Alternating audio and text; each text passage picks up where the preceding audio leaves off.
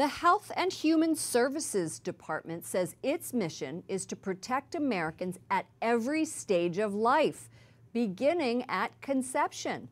Pro-abortion groups say this language could lead to reduced access to abortions. Joining me now to discuss, Mallory Quigley, Communications Director for the Susan B. Anthony List, a pro-life advocacy group. Welcome back to the program. Great to be with you, Lauren. That language seems very strong to me in this draft strategic plan, which is basically a roadmap, right, of what the administration wants to accomplish.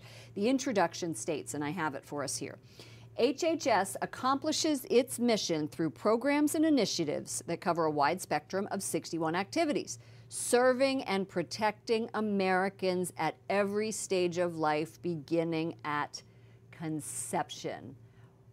What does that mean? Wow, I mean, what a difference from the last administration, right?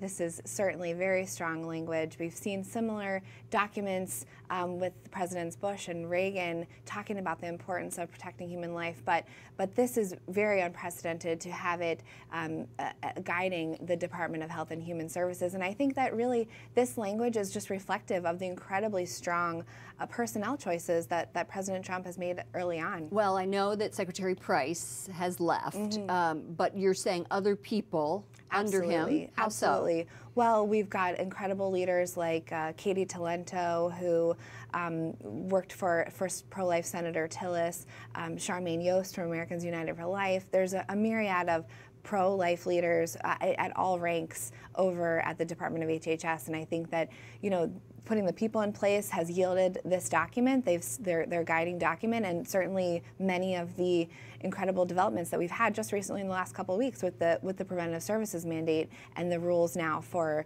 religious and moral objectors. Will this strategic plan, will this language stay, do you think, in the regular plan? I don't see any reason why it shouldn't. I mean, this is the way that the administration is governing already, and so this is just, they're putting words to their actions.